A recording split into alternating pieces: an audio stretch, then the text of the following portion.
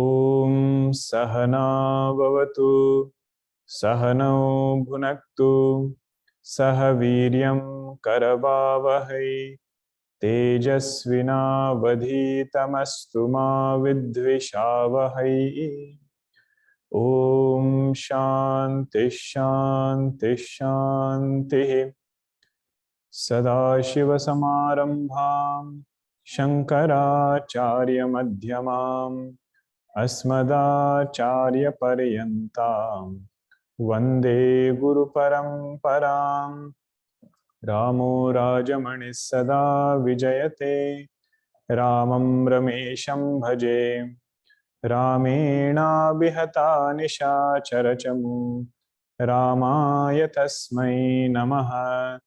Ramannasti Parayanam Parataram Ramasya Dasosmyaham Rame Chittalaya Sada Bhavatu me Bho Rama Mamuddhara Samasta Janakalyani Niratam Karunamayam Namami Chinmayam Devam Satgurum Brahma Vidwaram Satgurum Brahma Vidwaram. Hari Om, everyone. We will chant 8th verse. Ya eko vibhati swatah shuddha chetah prakasha swarupopi nane vadhishu sharavodakastho yatha bhanurekah Sanityopalabdhi swarupo hamatma Sanityopalabdhi swarupo hamatma.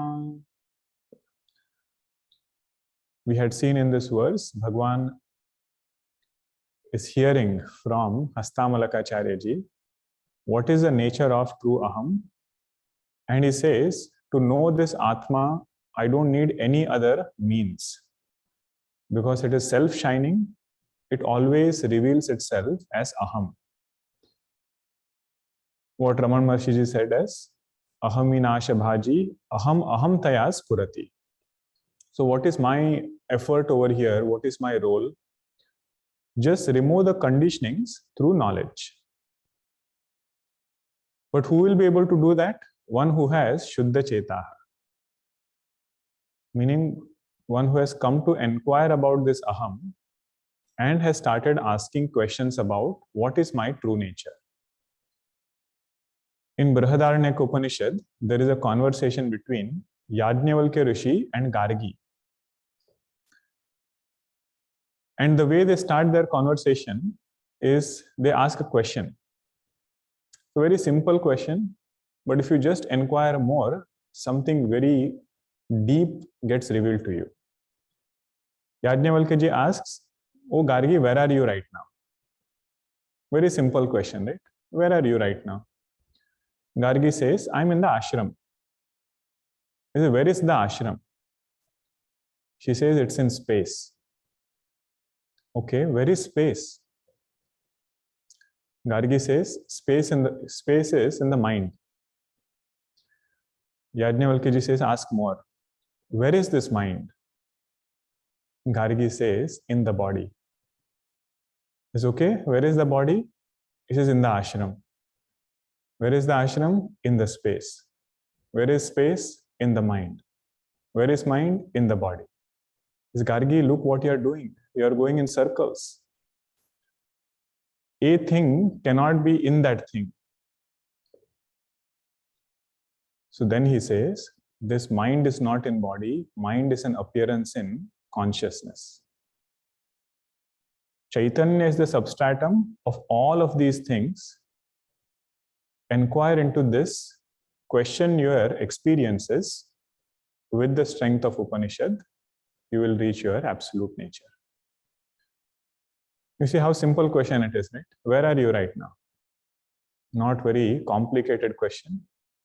Just looking at same teaching in a way that it takes us towards our absolute nature. Then we saw several other points from Bhashya also. What is Jivan Mukti? and then why even knowledge per se does not give moksha. It tells me that I am already liberated as this Chaitanya. There is no time that I have to put on top of it. Now there is a Purva Paksha. Purva Paksha means opponent. He has a question. He says, okay, you said there is one Atma, right?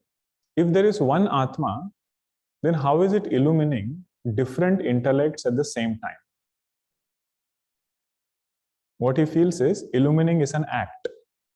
Like if you have a lamp and you have many other lamps, you say one lamp will go and light one lamp first, and then the second lamp, third lamp, and so on. One lamp cannot simultaneously light all the lamps together. So his doubt is, if Atma is one, how is it able to do all this illumining of so many intellects at the same time? It should do it one by one. He says, we have a better solution. You don't have to have one Atma running all around. We say there are many Atmas. Each intellect, in that, there is a different Atma. So your proposition of saying there is only one Atma is not good. That is his Purva Paksha. Did you get what is the question? He says one Atma cannot illumine everything together. Example he gives in Bhashya is of one person cannot ride on multiple horses. At a given time, you ride on only one horse. If you try to do multiple, then it is trouble. He says like that Atma cannot illumine all intellects at the same time. It has to go one by one. But because that is not tenable, our proposition is there are many Atmas. That is his question.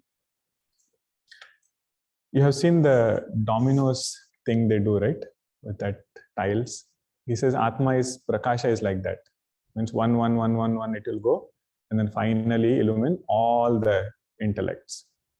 Means imagine what is his proposition. Means your buddhi to get illumined by Atma, you have to wait. Why? Because Atma has not come there yet. Right? It is running all around. When it illumines, it illumines. That is his proposition. 9th verse.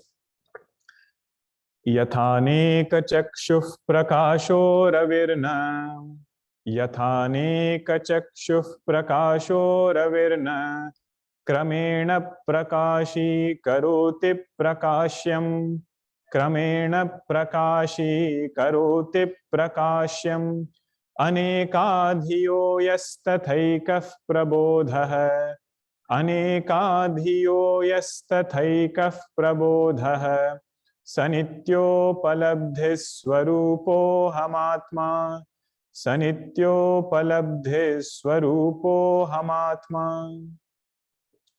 Now Hastamalaka ji is giving an example.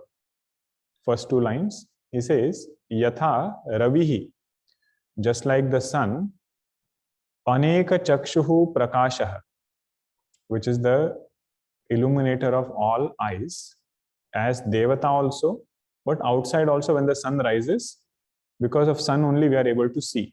In that way also he illumines. Prakashyam, second line, last word. Prakashyam means objects, that which are getting illumined. Na kramena prakashi karoti. He is not illumining the objects one by one. Right? So sun rises. With one sunrise, all the objects are illumined at once.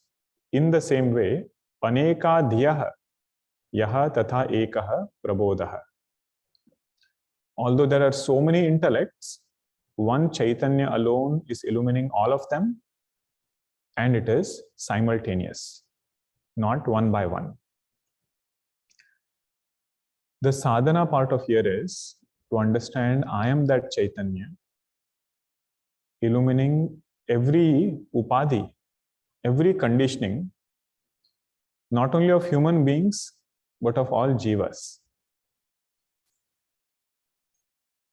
All Upanishads, they say, if you want to see phalashruti of Upanishad, then this bhava is unavoidable. Which bhava? Seeing myself in this creation, and then seeing this creation in me. So that is this illumination part. That there is one Chaitanya, and whichever intellect is there at whatever time, the moment that conditioning is available, Chaitanya gets reflected over there. Now somebody might say, how does it matter whether it is simultaneously illuminating or all at once illuminating? What is the point of this verse? Why are we even discussing this point?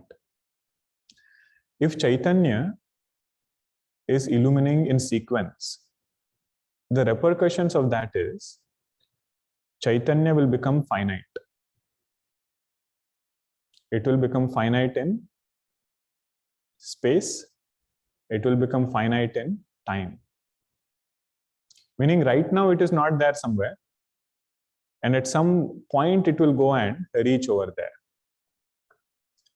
So this part is the corollary. If you say that Atma is many and it is illuminating in sequence, then you will have all conditionings. Vastu paricheda, desha paricheda, kala paricheda. Paricheda means conditioning. So that would be the first thing. And second is, if you say Atma illumines in sequence, then that illumination will become an action. Just like that lamp lighting another lamp is an action, right? Atma illuminating thoughts is not an action. That is why the sun example is very precise. Sun illuminating the world is not a conscious action by the sun. Sun says that is my nature. World is getting illumined because of that conditioning. That is why sun doesn't get tired of illuminating, and Atma also doesn't get tired of illuminating thoughts. Okay, so one Atma expressing in all intellects. In devotional texts, the same idea is presented in a sweeter way. When all the Vanaras come back in Sundarkand, they go to Lanka, accomplish their task. Hanumanji is the main MVP. He comes back and everything. Bhagwan meets each Vanara one-on-one at the same time. Not sequentially. They're standing in a line, one by one they're coming. That is for Jiva. But Antaryami Bhagwan, he says, I am there in every upadhi, every conditioning. In Bhagavatam, the Ras Leela Prasanga, Bhagwan appears with each gopi individually.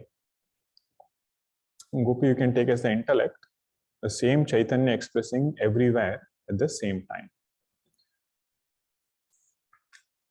Now the main teaching of Hastamalaka Stotram is complete by this verse. Long, elaborate teachings which were there have already come. Now there are more emphasis of this idea over and over again. So repetition is good, but the main topic we have already seen now. 10th verse.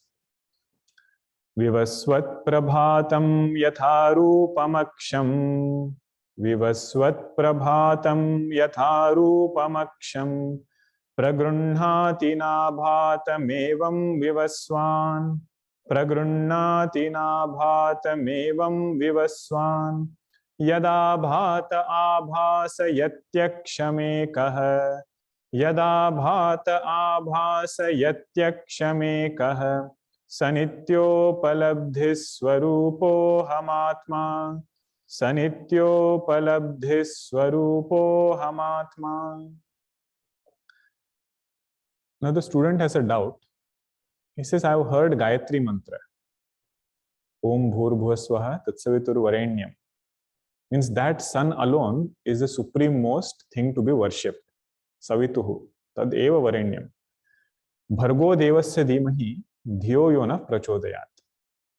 And that sun alone illumines this intellect of mine, or may that sun illumine the intellect of mine. This prayer I have heard. Why not we say that sun alone is Brahma? What is the need to have another consciousness which is there, which you are saying is what I am? Why not just take Surya, Bhagwan, as Brahma? This is the sambandha which Bhagwan Shankaracharya ji gives. He says, Dhyo yona prachodayat, this mantra is there. So the student is having a doubt. Sun alone is Brahma. So then Hastamalaka Acharya says, Yatha vivasvat prabhatam rupam aksham pragrunhati. Just like eyes are able to know only those objects which are illumined by sun. Now, pay closer attention. How does sun illumine objects for us? One is as physical light outside, but second is by presiding on these eyes as Devata. Chakshusha Surya, Tattva Bodha Visarak. The presiding deity of eyes is Surya Bhagavan. So only when Chaitanya is expressing in the eyes and light is there outside, objects can be seen, but not otherwise. Na abhatam evam means not otherwise. It says in the same way, evam vivaswan yad abhatah abhasayati aksham ekah. Just like eyes are able to see only when illumined by sun, that because of which sun is able to illumine, that is Brahma, that Brahma I am. So that third line means that yad abhatah abhasayati. Kaha abhasayati? Ravihi abhasayati aksham ekah. That because of which sun also derives its sentiency, existence from, and illumines the eyes, that Brahma I am. Meaning I am the substratum of sun and I am the illuminator of thoughts. You remember Gurudev's quote, It is this light which makes that light shine. Very deep quote it is. It says, I am that existence because of which sun is getting existence. I am that Chaitanya because of which Surya Devata is illumining the eyes. That is Nityopalabdhi Swarupaha Aham. Many ideas over here are reflected in Shiva Gita portion of Ramayana. Goswamiji said, if you want to meet Bhagwan Rama, what is the method of going there? What are the steps by which you can go and meet Bhagwan Rama? He said, Vishaya Karana Sura Jiva Sameta. From Vishaya come to Karana. From Karana go to Devata. Sura means Devata. And from Sura go behind, you will find the mind. Jiva Sameta means mind is there. Sakala Ekate Eka Sacheta. Compared to outer thing, the inner thing is more sentient. Vishayas are insentient. You come to eyes. Devatas are sentient principles. Then go to mind. After you reach there, next step is meeting Bhagwan Rama. Sabakara Parama Prakasaka Joyi. The one who is illuminator of all these things, that is this Avadapati Rama. Rama Anadi Avadapati Soyi. That is Bhagwan Rama, who has taken this avatar and who is doing all these leelas. But the method in our seat of meditation, how should I turn my attention towards Atma? Is follow this journey. If I hear the sound, come to ears. Ears are sentient because of Devata or mind, you say. From mind, go to the illuminator of the mind, drshta of this mind.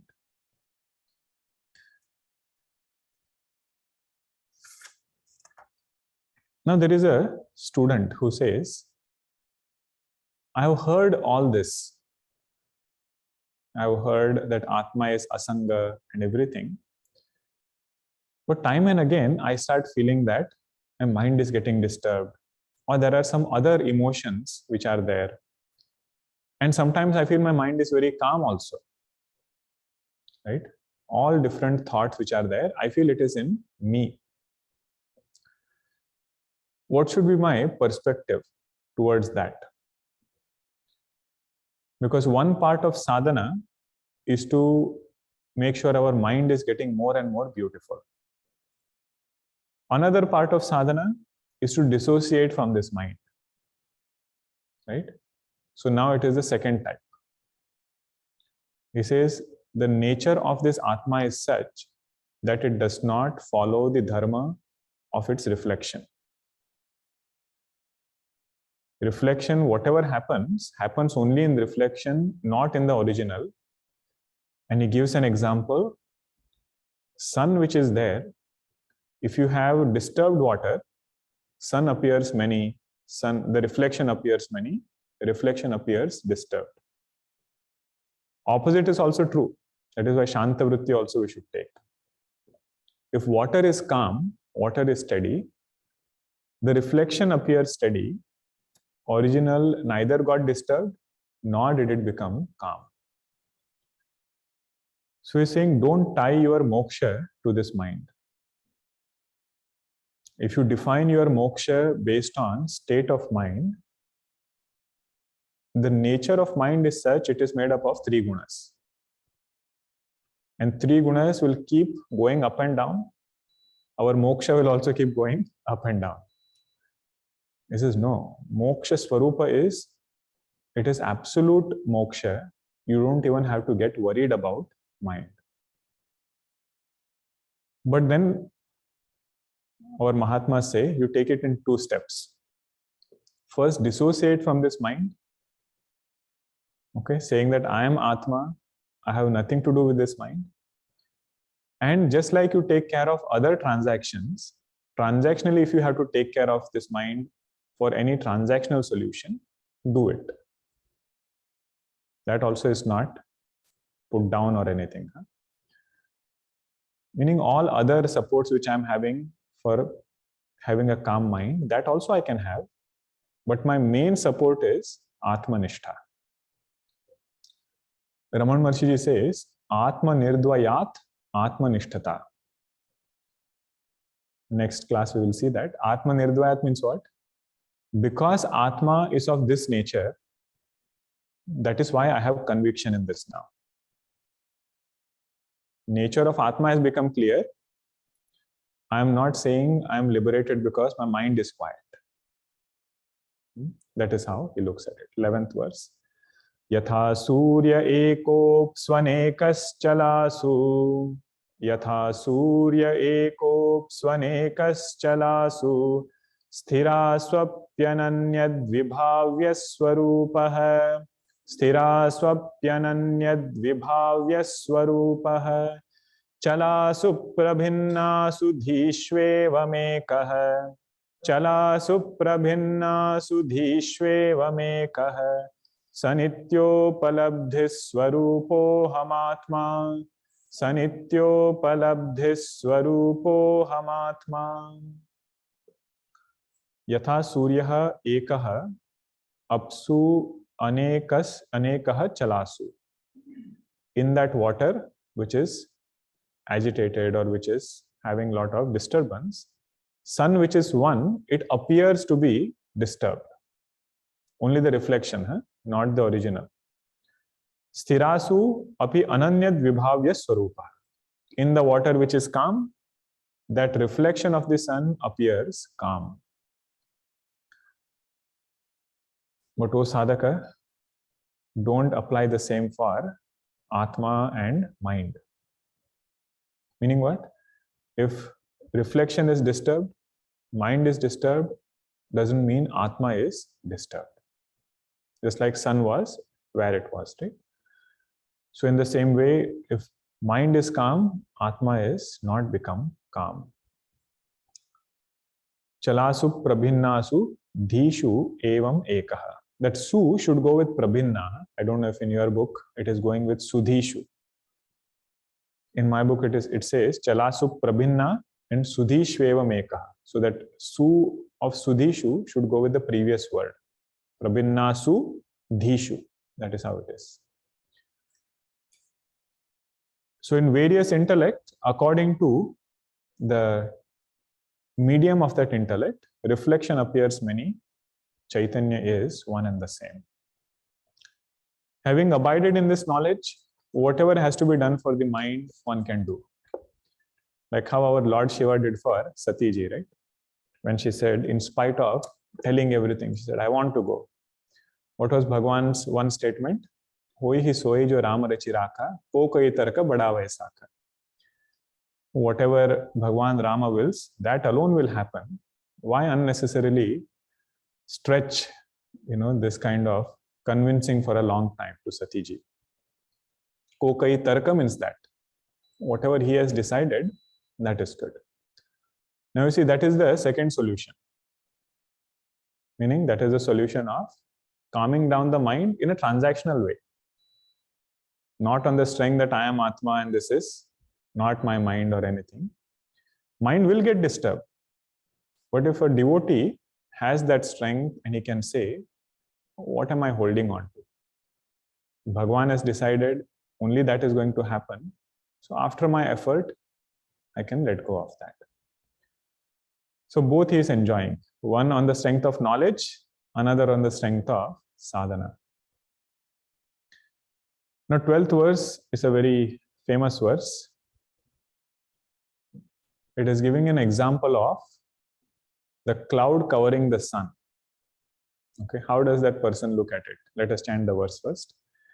Ghanachana drshtir ghanachana markam. Ghanachana drshtir ghanachana markam. Yatha nishprabham manyate chati moodha. Yatha nishprabham manyate chati moodha.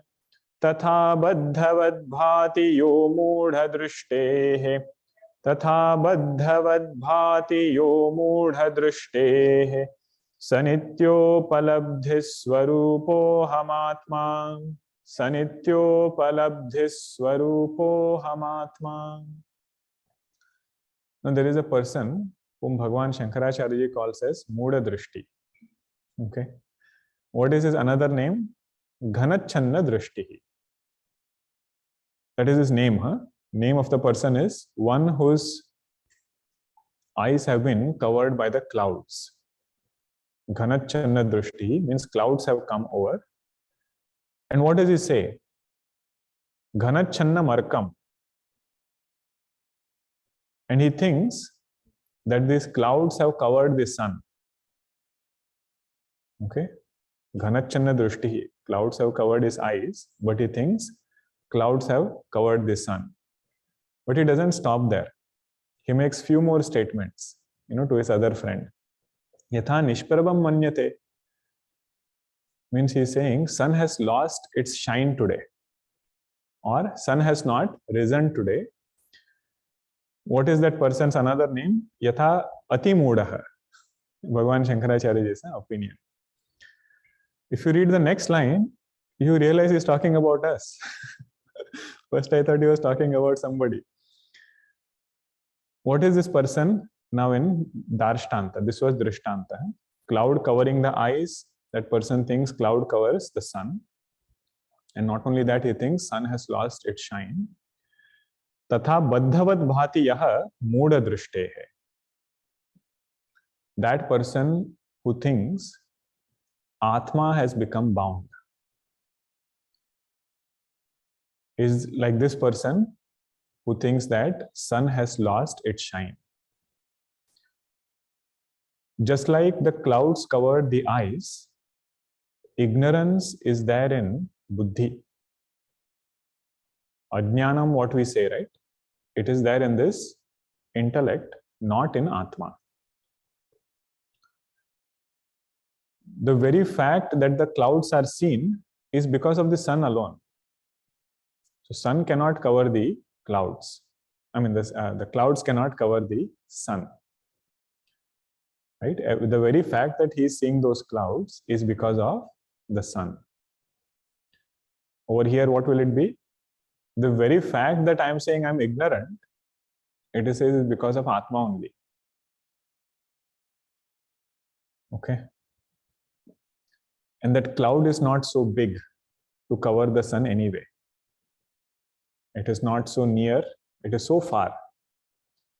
Right? If it goes near, it will disappear. Just like that, Ajnanam is not that big to cover Atma.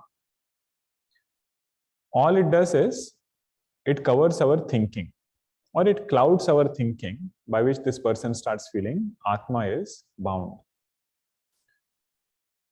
Instead of saying Atma is bound, shift the word Atma to I. He says, if I say I am bound, it is like that person saying sun has gotten covered by the clouds.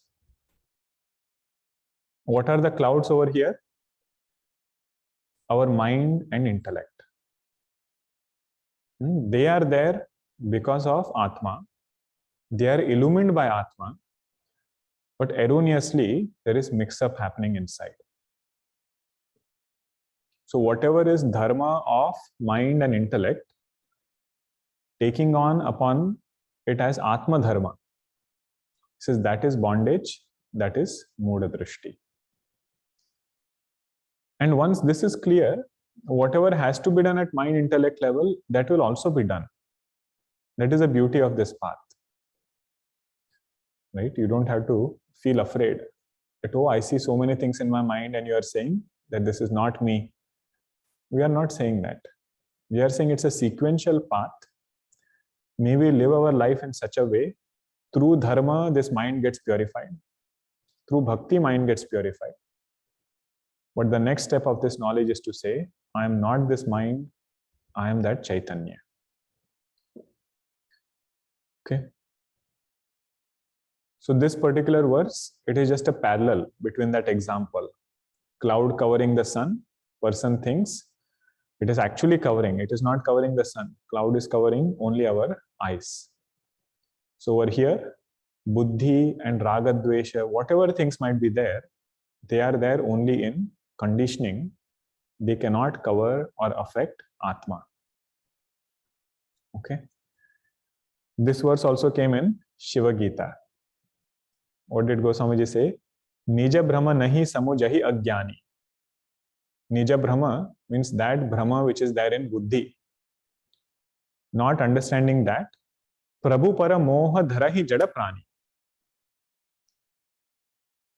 This jada prani means the person who is having Muudha drshti. He thinks Bhagwan is ignorant. Bhagwan is ignorant meaning what? Drshta is affected by this ignorance. Just now Goswami Ji said, right? If you want to meet Bhagwan Rama, that consciousness, illuminator of thoughts is Bhagwan Rama. So this sadhaka now feels that this ignorance which is there, not understanding it is there in buddhi, he puts it on drshta.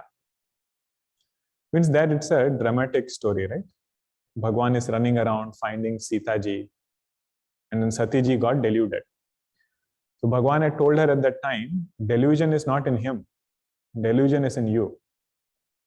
He is doing all that leela with knowledge. He can never get deluded. He is Chaitanya Swarupa Brahma. Over here, buddhi, she is representing the delusion which is there. It can never be in Chaitanya. It is always in conditioning. Same philosophical thing is explained through a story over there. Nija Brahma, which is there in Sati ji's mind, she is superimposing it on Bhagwan Rama. And she says, Bhagwan is searching for Sita ji. He is not Sarvajna. If he is Sarvajna, then why is he searching? If he is Ananda Swarupa, then why is he lamenting? So then Lord Shiva tried to tell that he is not deluded. He is Ananda Swarupa. He is doing Leela, that is there only in conditioning. But then again she gets that teaching in Shiva Gita. Why? Shuddha Chetaha. Same heart has become purified, and now again that teaching appeals more. Jatha Gagana Ghanala Jatha Gagana Ghana Patala Nihari Jhapeo Bhanu Kahi Kubichari. Same example is taken. Cloud covers the eyes, but ignorant person feels cloud is covering the sun. Okay. There is one shloka given over here. In my book, it is 41st verse, 41st page number, from Bhagavatam, Puja Swamiji has quoted. Very beautiful verse it is. Baddho mukta iti vyakhya gunato mena tattvata. I am bound and I am liberated. Both these two words are only from the standpoint of gunas, not from my absolute standpoint. Bhagavatam says this, Baddho Mukta iti Vyakhya. Definition of a bound person, definition of liberated person is only from standpoint of conditioning, not from absolute standpoint.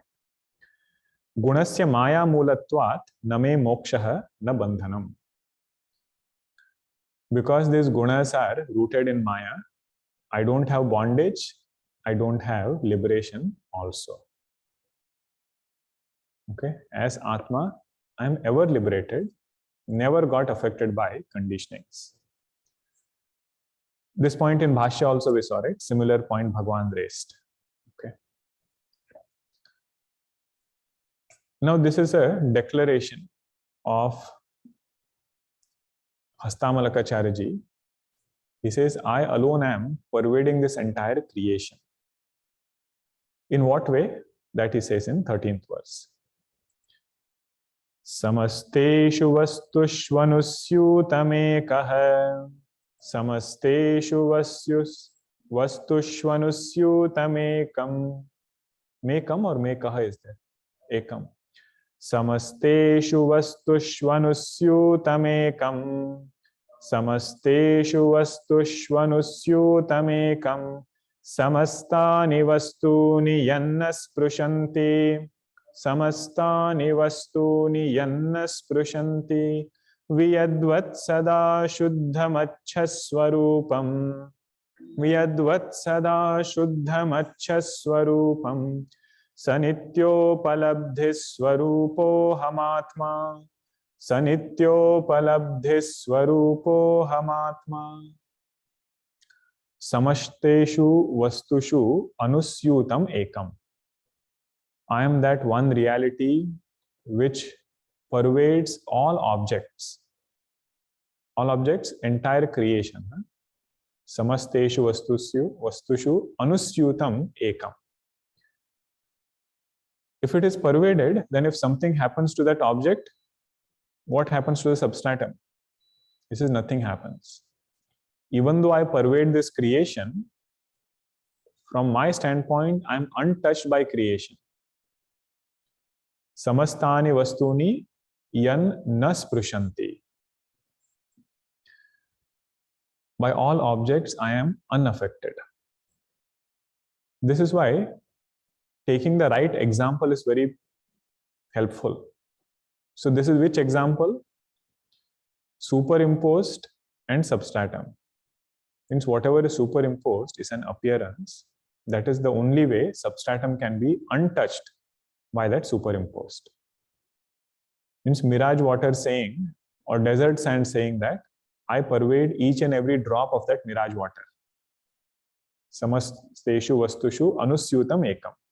Every drop of that mirage water is pervaded by me. But from my own standpoint, I am not affected by even one drop of that water. Okay.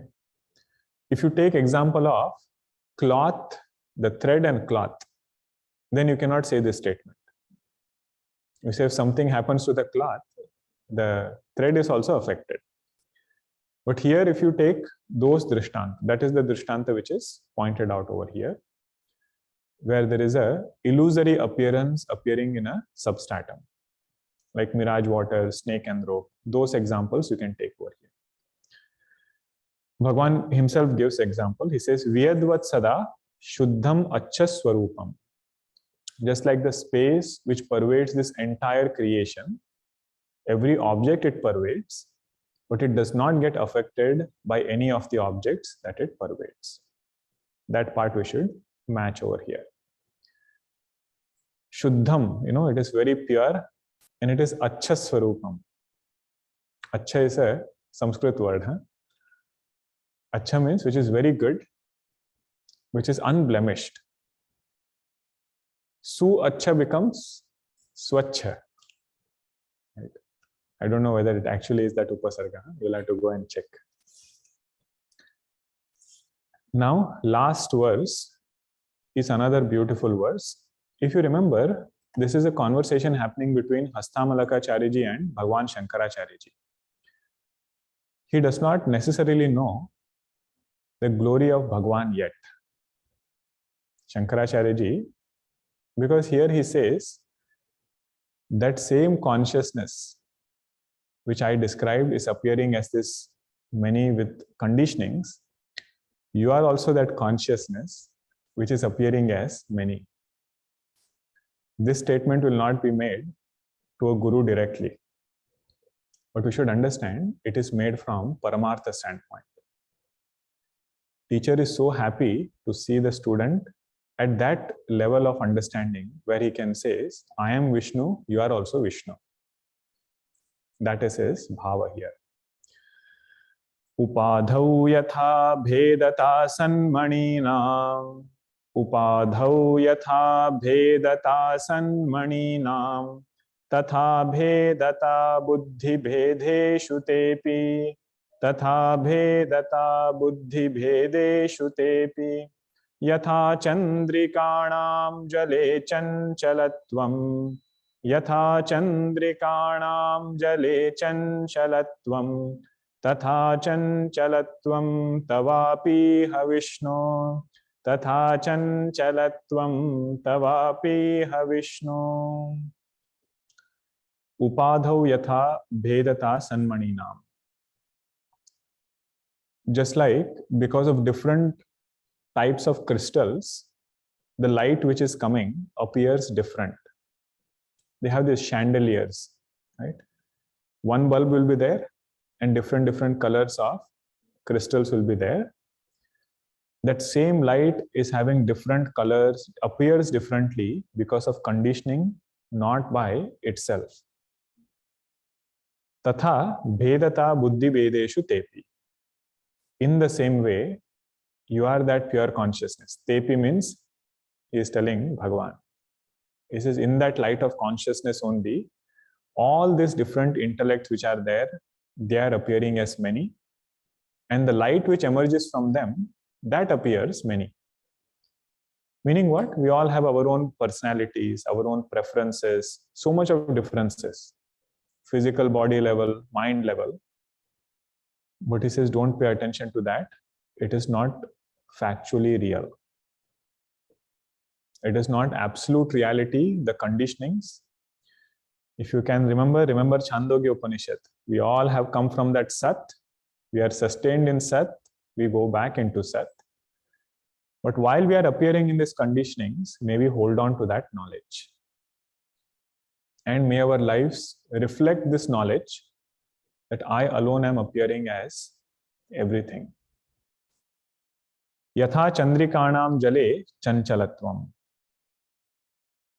Chandrikanam means moon appears chanchala because of that conditioning.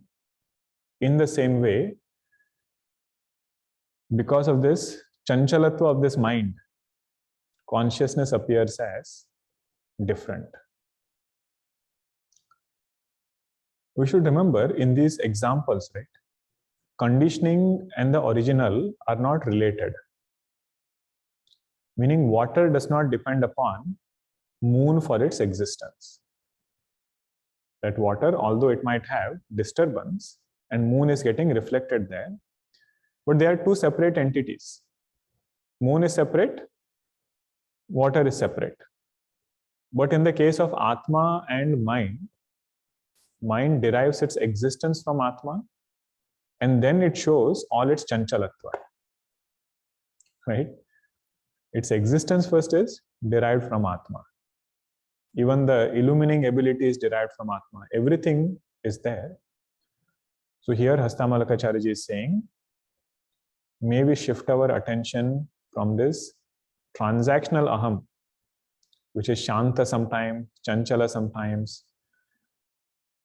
Just like the crystal had several colors, this mind has colors of three gunas. Sattva guna, rajo guna, and tamo guna. This is from that conditioning, may we shift our attention and abide in our own true nature. So with this, we conclude our Hastamalaka Stotram. Last line is the same. Tatha chanchalatvam tavapiha Vishnu. He says all the chanchalatva that you are seeing is that same consciousness. You are also that consciousness. You are also Vishnu. I am also Vishnu. This is the beauty of Advaita Vedanta. Neither does a teacher want to hide anything, nor the student wants to or should feel that I have gotten something different. Right? The teacher does not want to say, I am Brahma, student is not Brahma, student is Jiva yet. Right from the beginning, he starts hammering this point. You are not a Jiva, you are Brahma. You are not a Jiva, you are Brahma. The student says, no, I am a Jiva. I have this, I have that. But so for that, Adhyaropa is done in a very systematic way, such that the same Jivatva will become less bothering. All the Varnashrama Dharma, what we saw, right? If you follow that rules of Varnashrama Dharma, then this Jivatva will not bother as much. But after that mind has quietened, again he will go back and start saying the same thing. I am Brahma, at the same time, you are also Brahma.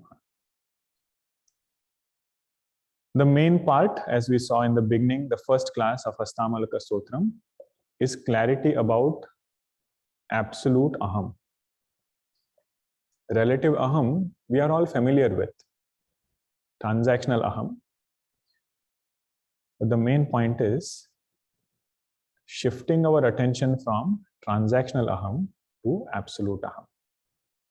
And knowing that the second one is an appearance. Okay, so we invoke Bhagwan's grace, Hastamalaka Ji's grace, Bhagwan Shankaracharya Ji's grace. May we reflect on this text again and again, and maybe deepen our conviction.